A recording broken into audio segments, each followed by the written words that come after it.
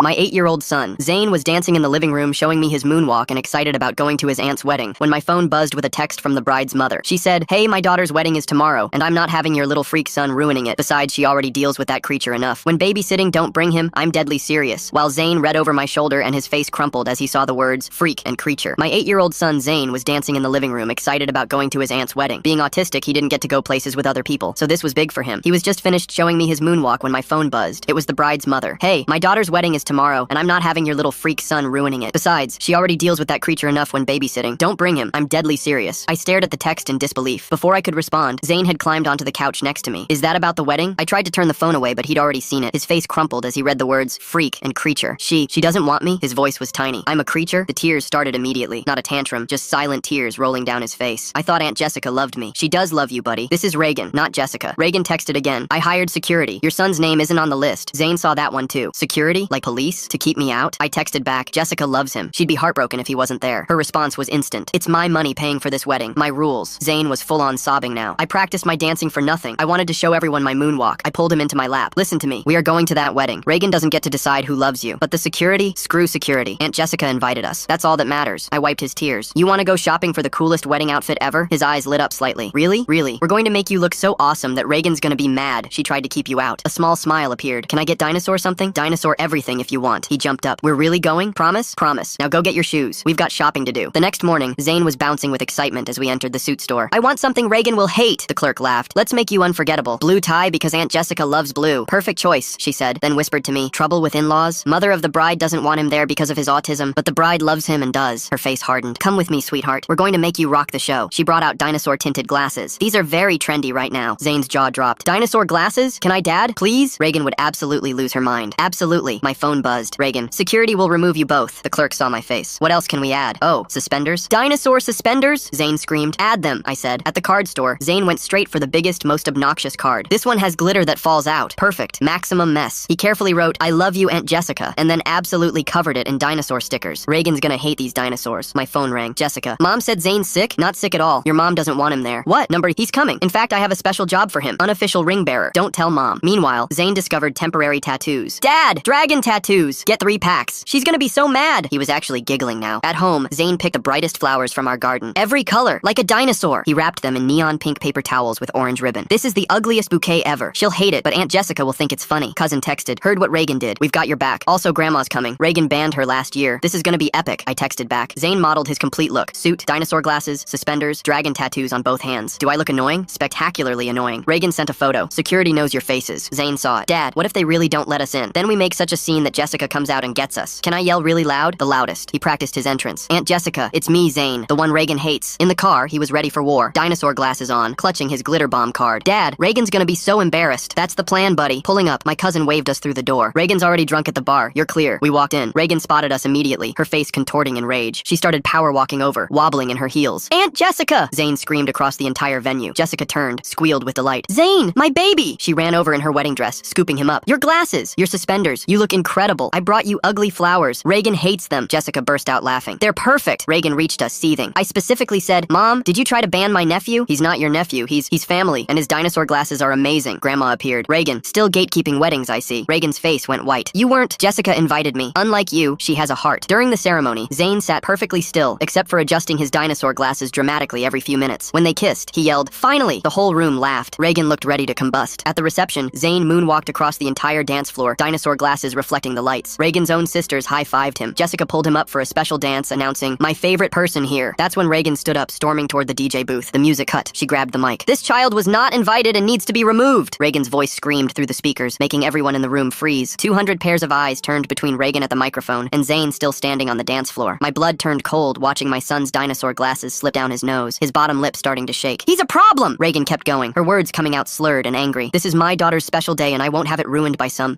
Jessica jumped up from the head table so fast her chair fell backward. Her white dress swished as she ran toward her mother at the DJ booth. "Mother, stop!" Jessica's voice cut through the whole room. She reached for the microphone, but Reagan pulled it away, holding it above her head like a prize. "Everyone needs to know what kind of creature you brought to our family party," Reagan shouted into the mic. Zane's whole body started shaking. I watched him begin to rock back and forth, the thing he does when he's really scared. I pushed through the crowd trying to get to him, but Grandma beat me there. She wrapped her arms around him tight. "You're perfect, sweetheart," she said loud enough for the nearby tables to hear. "Don't listen to her." Robert stood up from the head table and walked calmly to the DJ booth, his jaw set hard. "Reagan Reagan, you're drunk. Give me the microphone. She held it tighter against her chest. This is my money, my wedding, and that thing shouldn't be here. The word thing made people gasp all around the room. Several of Robert's family members stood up from their tables. His mother called out from across the room, Reagan, that's enough. He's a child. I finally reached Zane and dropped to my knees, pulling him against me as tears ran down his face. I'm ruining everything again, he cried into my shoulder, his little body shaking. No, buddy, you're not ruining anything, I told him, holding him tight. Reagan is the one ruining things. Jessica finally managed to grab the microphone away from Reagan, yanking it hard. Everyone, I'm so sorry, she said, her voice shaking but strong. My nephew Zane is exactly where he belongs, with family who loves him. Reagan tried to grab the mic back, but Robert stepped between them, blocking her with his body. You're choosing that creature over your own mother? Reagan yelled, her voice carrying even without the microphone. That's when David stood up from his table. Reagan's husband had this look on his face I'd never seen before, dark and angry and done. Reagan, we're leaving. Now, David's voice was quiet, but everyone heard it. What? David, no! Reagan pointed at us, her arms shaking. They need to leave. David was already walking toward her, his steps steady and sure. I've watched you do this for 20 years, he said, reaching the DJ booth. You did it to my sister, to my mother, and now to an 8-year-old boy. I'm done. The room went so quiet you could hear the air conditioning humming. Reagan's face went from red to white in seconds. David, you don't understand. He's autistic. He'll ruin— The only person ruining anything is you. David's voice boomed across the whole room, making Reagan step back. Zane pulled on my sleeve, his dinosaur glasses sitting crooked on his face. Dad, should we go? I don't want Aunt Jessica's wedding to be sad. Before I could answer, Jessica appeared beside us, dropping to her knees in her wedding dress right there on the floor. Zane, sweetheart, you are the best part of this whole day, she said, tears running down her face and messing up her makeup. I'm so sorry about my mom. Will you dance with me, please? Zane looked at me, then back at Jessica, confused. But Reagan said— he started. Reagan is wrong, Jessica said firmly, taking his hands in hers. You're not a creature or a thing. You're my favorite nephew, and I love your dinosaur glasses and your moonwalk and everything about you. The DJ, who'd been watching everything happen, leaned into his microphone. How about we get this party started again? This one's for Zane. The opening notes of the song Zane had been moonwalking to earlier filled the room. Something doesn't add up about Reagan paying for this whole wedding when her own husband David seems completely fed up with her behavior. Makes me wonder if there's more to their financial situation than Reagan's letting. Half the room started clapping to the beat right away. Robert's mom shouted from her table, "Come on, Zane! Show us that moonwalk again!" Zane wiped his nose with his sleeve, and I saw a tiny smile starting to show. Reagan started walking toward us, wobbling in her heels and nearly tripping. This is my wedding. I paid for everything. But Grace and 3 other cousins stepped in front of her, making a wall with their bodies. Actually, Mom, Jessica stood up, smoothing down her dress. Robert's parents paid for half, and they want Zane here. Robert's dad nodded from across the room, raising his drink. The boy stays. Reagan spun around, looking for someone, anyone, to take her side, but even her own sisters were shaking their heads at her. You've gone too far this time, Reagan, one of them called out. Zane suddenly stood up, pushing his dinosaur glasses back up his nose with determination. I want to dance with Aunt Jessica. He took her hand, and they walked to the middle of the dance floor together. The whole room let out this collective "oh" sound as Jessica and Zane started dancing. He did his moonwalk while she spun around him, her dress floating out like a cloud. People pulled out their phones, recording everything. Reagan made one last desperate move, heading for the door marked "office." I'm getting the manager. This is against the law. David followed her, shaking his head like he couldn't believe this was his life. While Reagan was gone, the music kept playing, and Zane kept dancing with Jessica. When the song finally ended, he took this big dramatic bow that made everyone laugh and clap even louder. Dinosaurs are awesome! Someone shouted from the back, and Zane's whole face lit up as he pushed his glasses up proudly. Robert walked over and lifted Zane right up onto his shoulders. This is my new nephew, everyone. The coolest kid at this wedding. Zane laughed for real now, all those earlier tears completely gone. From up on Robert's shoulders, he could see the whole room full of people smiling at him, clapping for him, loving him. About 5 minutes later, Reagan came back dragging this tired-looking man in a black suit, the venue manager. These people weren't invited, she said, pointing right at us. The manager looked around the room, at Jessica in her wedding dress laughing, at Zane up on Robert's shoulders, at everyone having a great time. Ma'am, I see a wedding party with happy guests, the manager said carefully. The bride clearly wants them here. Reagan's face turned purple. I'm paying for this venue. Actually, Robert's father stood up, pulling out his phone. I have the receipt right here. We paid our half directly. Our names are on the contract too. The manager nodded and just walked away, leaving Reagan standing there. Reagan stood alone in the middle of the room with everyone staring at her. You're all going to regret this, she said, her voice cracking. Jessica, you're out of the will. Jessica actually laughed, like really laughed. Mom, you've been using that will threat for 15 years. I don't care about your money. I care about family. Real family that loves no matter what. David came back carrying Reagan's purse and coat. We're leaving, Reagan. Now. She tried to argue, but he was already guiding her toward the door. You can stay at your sister's tonight. I need to think. As Reagan got let out, she turned back one more time. That child will ruin your life, Jessica. Jessica walked over and took Zane's hand. The only thing being ruined tonight is your relationship with everyone who matters. The room stayed quiet for a moment after the door closed behind them. Then Grandma raised her glass high. To Zane, the best dancer at this wedding. Everyone raised their glasses, shouting, to Zane! Zane hid his face in my shoulder, happy but overwhelmed by all the attention. Dad, everyone likes me. I hugged him tight. They don't just like you, buddy. They love you. About 10 minutes later, the DJ leaned into his microphone. Special request from the bride. Everyone on the dance floor for the Zane train. Music started pumping, and Jessica led a conga line with Zane right at the front, his dinosaur glasses catching all the disco lights. He added his moonwalk moves to the conga line, and everyone behind him tried to copy it, laughing when they couldn't get it right. Robert's mom found me standing at the edge of the dance floor. Your boy is wonderful. Reagan's been a problem at every family party. Thank you for standing up to her. I watched Zane leading that conga line, adding spins and slides, everyone following him like he was the Pied Piper. He just wanted to celebrate his aunt's love. That's all he ever wanted. The party kept going strong for another hour hour when David came back alone. He found me by the bar, looking tired but somehow lighter. I'm filing for divorce Monday, he said. 20 years of watching her hurt people. Your boy was the last straw. I'm sorry, I told him, and I meant it. David shook his head. Don't be. Zane did us all a favor. Sometimes it takes a child's honesty to show us what we've been ignoring. Jessica and Robert came to find us for the official photos. We want Zane in all the family pictures, Jessica said. He's family. Real family. Zane fixed his dinosaur glasses all importantly, making sure they were perfectly straight. The photographer arranged everyone, putting Zane right in front. Perfect. The dinosaur glasses are actually great. Zane smiled huge, and for one shot, he did his moonwalk pose that made everyone crack up. Later during the cake cutting, Jessica called Zane up to the front. My nephew gets the first piece after us, she announced. Reagan's empty chair at the head table seemed to stare at everyone, but nobody cared. Zane carefully took his cake plate, then stopped. Aunt Jessica, will Reagan be mad at you forever because of me? Jessica knelt down in her dress. Baby, Reagan's anger is her choice. My love for you is mine. We were all eating cake when suddenly sparkles started falling from the ceiling vents like snow. The glitter I'd put in there earlier had finally worked loose from the air conditioning. I forgot about that, Zane shouted, jumping up with joy. Instead of being upset, everyone laughed and started dancing in the glitter rain. This is the best wedding ever, someone shouted. Jessica spun around in the sparkles, her white dress catching the light like a disco ball. Robert grabbed the microphone. Everyone, this glitter is courtesy of my new nephew Zane. Reagan said he'd ruin the wedding. Instead, he made it magical. The crowd cheered and kept dancing in the falling glitter. By 11:30, the party was winding down, and Zane had fallen asleep in my lap, still wearing his dinosaur glasses. Jessica and Robert stopped by our table one more time before they left. Thank you, Jessica whispered, touching Zane's hair gently, for bringing him anyway, for fighting for him. Reagan stole so much joy from my life, not anymore. Robert added, we want Zane at every family event, every birthday, every holiday, and Reagan won't be there to stop it. I nodded, feeling something heal inside me that I didn't even know was broken. I carried sleeping Zane out to the car, his dinosaur glasses crooked on his face, glitter stuck in his hair. The parking helper who brought our car around said, that your boy who did the moonwalk? He was amazing. In the car, Zane woke up briefly as I buckled him in. Dad, did I do good? I kissed his forehead. You did perfect, buddy. You were exactly yourself, and that's always good. He smiled and fell back asleep. As I drove home, my phone kept buzzing with texts, photos, and videos from the wedding, all showing Zane dancing, laughing, being loved. Each message said something like, your son is wonderful, or Reagan was so wrong. The next morning, Zane woke up and immediately put on his dinosaur glasses. Can we go to more weddings? He asked over breakfast, but only ones where they want me there, not where I'm a creature. You're never a creature, I told him firmly. You're Zane. You're perfect. He thought about this while eating his cereal. Reagan thought I was a creature. Reagan was wrong about a lot of things. Around 10, Jessica texted a photo from the photographer, the family picture with Zane front and center, his dinosaur glasses and huge smile the focal point of the whole shot. Her message said, ordering 100 copies. Reagan can stay mad. That afternoon, David called. I wanted you to know, I'm setting up a college fund for Zane. Reagan controlled our money for years, using it to hurt people. Time to use it for good. I didn't know what to say. David, you don't have to. I want to. That boy showed more courage last night than most adults ever do. He deserves every opportunity. A week later, at Zane's regular therapy appointment, he told his therapist all about the wedding. Everyone clapped for my moonwalk, and Aunt Jessica said I was the best part. His therapist smiled at me over his head. This was huge progress from the boy who'd believed he was a creature just a week ago. And you know what? Zane continued, swinging his legs from the chair. When the glitter fell, nobody got mad. They said it was magic. Maybe being different isn't bad. The therapist wrote notes, nodding with a smile. How does that make you feel, Zane? Like maybe I'm not wrong. Like maybe I'm just me, and that's okay. He swung his legs harder, thinking, Reagan was the one who was wrong, not me. The therapist set down her pen and leaned forward. That's a very grown-up thing to understand, Zane. You're absolutely right. 2 weeks later, David called while Zane was at school. Thought you should know. Reagan signed the divorce papers. She's moving to Florida to live with her sister. How are you doing? I asked, because even though Reagan was awful, divorce is still hard. Better than I have in years, David said. I'm seeing my own family again. Reagan had me cut them off years ago. Reagan's threat about the will gets me thinking. How many times has she used that same tired line to control Jessica? The way David just quietly decides on divorce while watching all this unfold makes me wonder what other moments he's been storing up inside him over their 20 years together. My sister cried when I called her. Good for you, David. Listen, I meant what I said about Zane's college fund. It's all set up. That boy saved my life by just being himself. 3 weeks after that, Jessica called with news that made Zane jump around the living room for 10 minutes straight. I'm pregnant, and guess what we're calling the baby if it's a boy? What? Zane asked, pressing his face against my phone. Zane, after the bravest kid I know. Zane's eyes went huge behind his dinosaur glasses, which he still wore every day. Really? A baby named after me? Really? You showed me what real family means. I want my baby to be just as brave as you. A month after the wedding, Zane had to do a presentation at school about an important event in his life. He stood in front of his class wearing his dinosaur glasses and told the whole story. My great aunt tried to ban me from a wedding because I'm autistic, he said clearly, not ashamed anymore. But I went anyway, and you know what? Everyone else wanted me there. Sometimes one mean person doesn't speak for everyone. His teacher had tears in her eyes. Zane, that was incredibly brave. Class, what can we learn from Zane's story? A girl raised her hand. That being different doesn't mean being wrong? Exactly, the teacher said. And that standing up for yourself matters. Zane sat down with his head high. 3 kids asked to see his dinosaur glasses at recess. 2 months after the wedding, Reagan tried to reach out. She sent a letter, an actual paper letter, to our house. Zane found it first and brought it to me. It's from Reagan, he said, recognizing her name on the return address. I opened it and read it out loud. I've had time to think. Perhaps I was too harsh. If you apologize for disrupting my daughter's wedding, we can discuss Zane attending future family events with proper supervision. Zane looked at me. She still thinks I did something wrong. Yes, she does. Should we write back? I pulled him onto my lap. What do you think? He thought hard, pushing his glasses up. Number. She's not really sorry. She just wants us to say we were wrong, and we weren't. That's very smart, buddy. We threw the letter away together. 3 months after the wedding, we had Christmas at Jessica and Robert's new house. The whole family came, David included, looking happier than I'd ever seen him. Reagan's absence felt like a gift itself. Zane performed his moonwalk for everyone, and this time he added new moves he'd been practicing. Jessica, now showing her pregnancy, danced with him despite Robert's worried hovering. Remember when Reagan said you'd ruin everything? Grandma said, watching Zane teach his younger cousins the moonwalk. She was wrong about everything, I said. David overheard and came over. You know what the saddest part is? Reagan's alone in Florida, missing all of this. She chose her pride over her family. That night, as I tucked Zane into bed at home, he asked me something that showed just how far he'd come. Dad, do you think Reagan is sad? Probably. I'm not glad she's sad, he said carefully, but I'm glad she can't make other people sad anymore. That's a good way to think about it. He adjusted his dinosaur glasses on the nightstand. He'd gotten 3 more pairs since the wedding, all different colors. Dad, thank you for not letting her make me think I was wrong. You were never wrong, Zane. You're exactly who you're supposed to be. I know that now, he said. The wedding taught me, not everyone has to love me, but the people who matter do. I kissed his forehead, thinking about the terrified boy who thought he was a creature just 3 months ago. That boy was gone, replaced by this confident kid who knew his worth. Dad, he said as I reached the door. Yeah, buddy. Next time someone calls me a creature, I'm going to say, no, I'm a dinosaur, and put on my glasses. I laughed. That's perfect. And it was. My boy had learned the most important lesson of all, that other people's opinions of him couldn't change who he was. Reagan had tried to break him, but instead, she'd helped him find his strength. He wasn't a creature or a problem or anything she'd called him. He was Zane, and that was more than enough. Thanks for hanging out and wondering about stuff with me today. Definitely some interesting moments in there. See you next time. Like the video. It helps more than you think.